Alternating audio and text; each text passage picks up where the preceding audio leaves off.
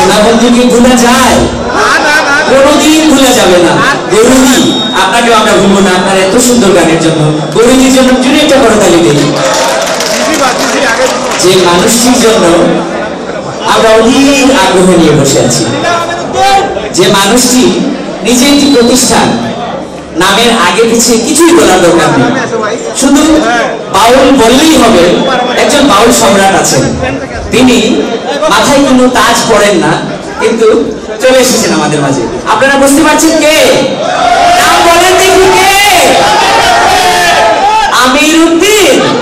আমাদের প্রিয় বাউল সম্রাট আমিরউদ্দিন আমাদের মাঝে চলে এসেছেন। আমরা তার জন্য জোরে একটি করতালি দিই। এবং আমরা জানি, আমরা যারা বাঙালি, আমরা বাউলদেরকে সম্মান করি কখন জানেন? তাদের মৃত্যুর পরে। এটা খুবই কষ্টের এবং খুবই লজ্জার। আমরা চাই আমাদের এই মহান শিল্পী যখন স্টেজে আসবেন, আমরা অন্তত সবাই নিজের সিটে দাঁড়িয়ে অন্তত তাকে আমরা সম্মান জানাবো। এই বাউল সম্রাটকে আমরা হয়তো আরো 20 বছর 30 বছর পরে তার গানগুলো আমাদের কাছে স্মৃতি থেকে যাবে, আমরা উদাহরণ হিসাবে ব্যবহার করব। এই মানুষটির জন্য অন্তত আমরা জায়গায় দাঁড়িয়ে আমরা তাকে সম্মান জানাবো। আসুন আমরা সকলে করতালি দিয়ে দিয়ে আমরা দাঁড়াই এবং অজন্তা আমাদের প্রিয় এই বাউলকে স্টেজে আমন্ত্রণ জানাবে। অনেক ধন্যবাদ ফয়সাল ভাই। সবাই অপেক্ষা করছেন বাউল সম্রাটকারী আমিরউদ্দিনের জন্য, সত্যি কিনা? তাকে আমরা স্টেজে আমন্ত্রণ জানাবো। তবে তার আগে চলুন তার সম্পর্কে অল্প একটু আমরা জেনে নেই। জানবো কি জানবো না? অল্প একটু। বাউল কারী আমিরউদ্দিন বাউল সঙ্গীত অঙ্গনের একজন জীবন্ত কিংবদন্তি। গত 40 বছর ধরে তিনি সঙ্গীত সাধনা করছেন, রচনা করেছেন 4000-এরও বেশি গান। 4000-এরও বেশি গান, আমি আবারও বলছি। এমনিতেই তাকে বাউল সম্রাট বলা হয় না। বাউল সম্রাট কারী আমিরউদ্দিনের প্রতি প্রথমবারের মতো আয়োজিত বাউল মেলার পক্ষ থেকে অনেক অনেক শ্রদ্ধা নিবেদন করছি। মঞ্চে আমন্ত্রণ জানাচ্ছি বাউল সম্রাট কারী আমিরউদ্দিনকে। বিনীতভাবে মঞ্চে আসার জন্য অনুরোধ জানাচ্ছি কারী আমিরউদ্দিনকে। তাকে জোরে একটা করতালি।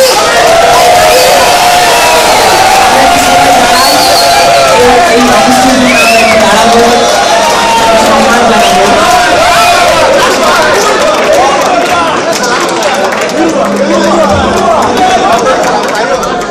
এই মানুষটি আমরা জুড়ে একটি করতালি দিই।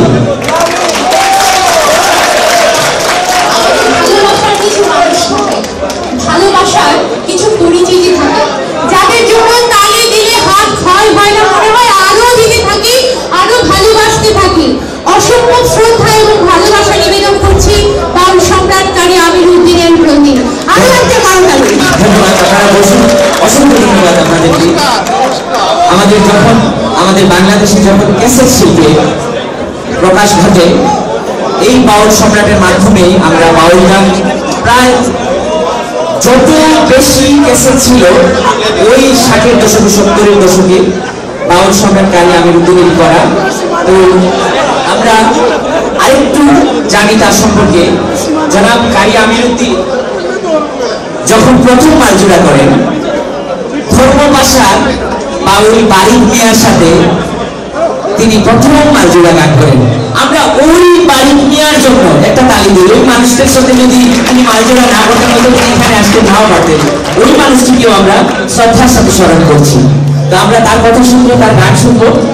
প্রিয় দর্শক, ধন্যবাদ ফয়সাল ভাই আপনাকে। প্রিয় দর্শক, আপনাদের মধ্যে অনেকেই দেখতে পাচ্ছি সামনে দাঁড়িয়ে আছেন, পিছনের দর্শকরা দেখতে পাচ্ছেন না। কারী আমিরউদ্দিনকে আমরা সবাই ভালোবাসি, সবাই তার গান শুনতে চাই।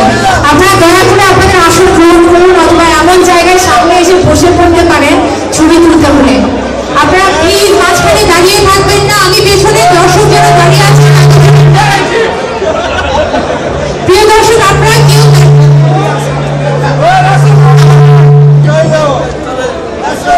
আমার মনে হয় ওর প্রিয় কথা মাইক্রোফোনে সহ্য করতে পারে না।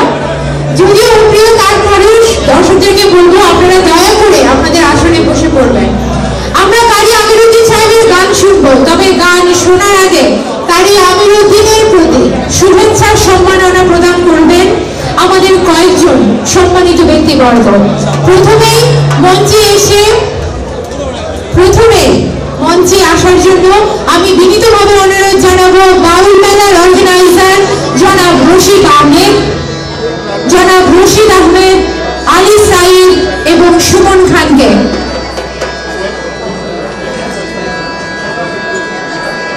আমরা এই মানুষটির জন্য একটু হাততালি দিই। উনি অনেক কষ্ট করে এই অনুষ্ঠানটার আয়োজন করেছেন। এত কষ্ট করে একটা অনুষ্ঠান করতে হয়, তো আমরা তার জন্য একটু জুড়ে করে তালি দিলাম। আর আরেকজন ভাই সোহেল ভাই, আপনারা সবাই তাকে চিনেন। এই মানুষটি এত কষ্ট করছেন। সুমন ভাই, সুমন খান, আলী সাইদ এবং রশিদ আহমেদ। প্রিয় দর্শক, এবারে মঞ্চে আসার জন্য বিনীতভাবে অনুরোধ জানাচ্ছি বাউল মেলার অর্গানাইজার এবং বেতার বাংলার প্রাণ পুরুষ নাজিম চৌধুরীকে। নাজিম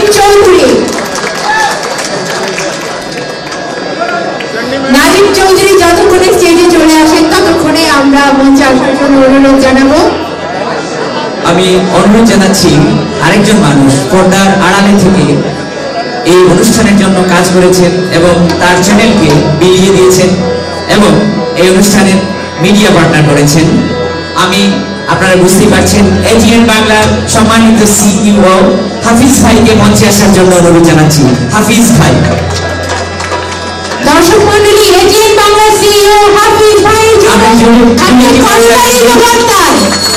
এই মানুষগুলো আসলে পর্দার আড়ালে থেকে এই অনুষ্ঠানের জন্য কাজ করেছেন। এরা যদি না থাকতেন আজকের এই অনুষ্ঠান কিন্তু হতো না। তো আমরা হাত খুলে একটা করতালি দিই প্লিজ, আর বলবো না।